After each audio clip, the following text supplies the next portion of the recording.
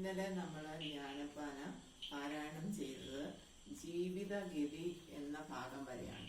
ഇന്നിവിടെ പാരായണം ചെയ്യുന്നത് ഭാരതത്തിന്റെ മഹിമ, നമ്മുടെ ഭാരതം, നമ്മൾ ജനിച്ചു വളർന്ന ഈ ഭാരതത്തിന്റെ മഹിമ എന്താണ്, പിന്നെ കലികാലം, ഈ യുഗത്തിന്റെ പേരാണ് കലിയുഗം. അപ്പൊ ആ കലിയുഗത്തിന്റെ മഹിമ എന്താണ്, പിന്നെ ഇപ്പൊ എന്തിന്റെ കുറവാണുള്ളത്, പിന്നെ മനുഷ്യജന്മം ദുർലഭമായി കിട്ടുന്ന ഒരു ജന്മമാണ് മനുഷ്യൻ.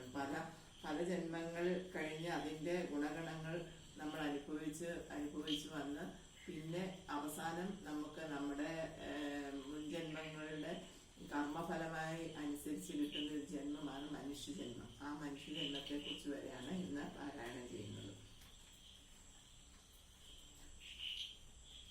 ഭാരത മഹിമ. കർമ്മങ്ങൾക്കു വിളഭൂമിയാകിയ ജന്മദേശമി ഭൂമി അറിഞ്ഞാലും കർമ്മനാശം വരുത്തേണമെങ്കിലും ചെമ്മി മറ്റെങ്ങും സാധിയ നിർണയം.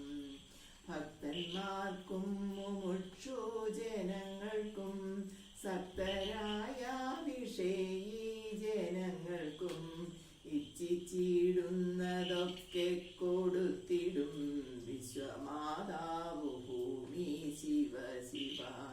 വിശ്വനാഥന്റെ മൂലപ്രകൃതി താൻ പ്രത്യക്ഷേണ വിളങ്ങുന്നു ഭൂമിയായി. അവനീതല പാലനത്തിനല്ലോ അവതാരങ്ങളും പലതോർക്കുമ്പോൾ അതുകൊണ്ടു വിശേഷിച്ചും ഭൂലോകം 14 ഉത്തമമെന്നല്ലോ വേദവാദികളായ മുനികളും വേദവും ബഹുമാനിച്ചു ചൊല്ലുന്നു. ലവണാംബുദി മധ്യേ വിളങ്ങുന്നു ജംബുദ്വീപൊരു യോജനാലക്ഷവും. സപ്തദ്വീപുകളുണ്ടതിലെത്രയും ഉത്തമമെന്നു വാഴ്ത്തുന്നു പിന്നെയും. ഭൂപത്മത്തിനു കർണികയായിട്ടു ഭൂതരേന്ദ്രനതില്ലല്ലോ നിൽക്കുന്നു. ഇതിലൊമ്പതു ഖണ്ഡങ്ങളുണ്ടല്ലോ അതിരുത്തമം ഭാരതഭൂതലം. സമ്മതരായ മാമുനി ശ്രേഷ്ഠന്മാർ കർമ്മക്ഷേത്രമെന്നല്ലോ പറയുന്നു. കർമ്മബീജമതീന്നു മുളയ്ക്കണ്ടു ബ്രഹ്മലോകത്തിരിക്കുന്നവർക്കും. കർമ്മബീജം വരട്ടിക്കളഞ്ഞുടൻ ജന്മനാശം വരുത്തേണമെങ്കിലും ഭാരതമായ ഖണ്ഡമൊഴിഞ്ഞുള്ള പാരിലെങ്ങുമിളുതല്ല നിർണയം. അത്ര മുഖ്യമായുള്ളൊരു ഭാരത ഇപ്രദേശമെന്നല്ലോരു എല്ലാരും ഓർക്കണം. ഇനി കലികാല മഹിമയെ കുറിച്ചാണ് പറയുന്നത്. യുഗം 4 നല്ലു കലിയുഗം സുഖമേ തന്നെ മുക്തി വരുത്തുവാൻ. കൃഷ്ണ കൃഷ്ണ മുകുന്ദ ജനാർദ്ദന കൃഷ്ണ ഗോവിന്ദ രാമ എന്നിങ്ങനെ തിരുനാമ സങ്കീർത്തനമെന്നിയേ മറ്റേതുമില്ല യജ്ഞമറിഞ്ഞാലും. അതു ചിന്തിച്ചു മറ്റുള്ള ലോകങ്ങൾ 13 ജനങ്ങളും മറ്റു ദ്വീപുകൾ 6 മുക്തി തങ്ങൾക്കു സാധ്യമല്ലായകയാൽ കലികാലത്തെ ഭാരത ഖണ്ഡത്തെ കലിതാതരം കൈവണങ്ങിടുന്നു. അതിൽ വന്നോരു പുല്ലായിട്ടെങ്കിലും ഇതുകാലം ജനിച്ചു കൊണ്ടിടുവാൻ യോഗ്യത വരുത്തിയിടുവാൻ തക്കൊരു ഭാഗ്യം പോരാതെ പോയല്ലോ ദൈവമേ.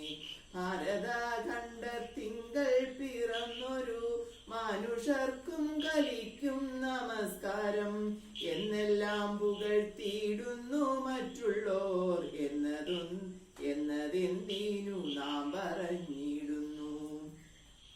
കാലമിന്നു കലിയുഗമല്ലയോ ഭാരതമി പ്രദേശവുമല്ലയോ നമ്മളെല്ലാം നരന്മാരുമ നന്നായി നിരൂപിപ്പീനെല്ലാരും.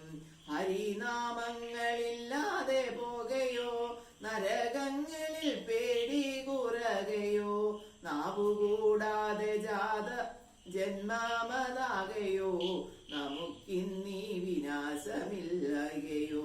കഷ്ടം കഷ്ടം നിരൂപണം കൂടാതെ, ചുട്ടുതിന്നുന്നു ജന്മം പഴുതെ നാം. മനുഷ്യജന്മത്തിന്റെ ദുർലഭമായി കിട്ടുന്ന ഈ മനുഷ്യജന്മത്തെ കുറിച്ചാണ് അടുത്തത്. എത്ര ജന്മം പ്രയാസ വെട്ടിക്കാലം, അത്ര വന്നു പിറന്നു സുഹൃതത്താൽ. എത്ര ജന്മം മലത്തിൽ കഴിഞ്ഞതും, എത്ര ജന്മം ജലത്തിൽ കഴിഞ്ഞതും, എത്ര ജന്മങ്ങൾ മണ്ണിൽ കഴിഞ്ഞതും, എത്ര ജന്മം മരങ്ങളായി നിന്നതും, എത്ര ജന്മ മരിച്ചു നടന്നതും, എത്ര ജന്മം മൃഗങ്ങൾ പശുക്കളായി. അതു വന്നീട്ടി വണ്ണം ലഭിച്ചൊരു മധ്യജന്മത്തിൻ മുമ്പേ കഴിച്ചു നാം. എത്രയും പണിപ്പെട്ടിങ്ങു മാതാവിൻ ഗർഭപാത്രത്തിൽ വീണതറിഞ്ഞാലും, 10 മാസം വയറ്റിൽ കഴിഞ്ഞുപോയി, 10-12 ഉണ്ണിയായിട്ടും പോയി.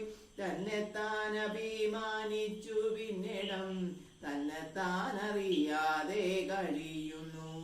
ഇത്ര കാലമിരിക്കുമിനിയെന്നും സത്യമോ നമുക്കേതുമൊന്നില്ലല്ലോ. നീർപ്പോള പോലുള്ളൊരു ദേഹത്തിൽ വീർപ്പു മാത്രമുണ്ടിങ്ങനെ കാണുന്നു.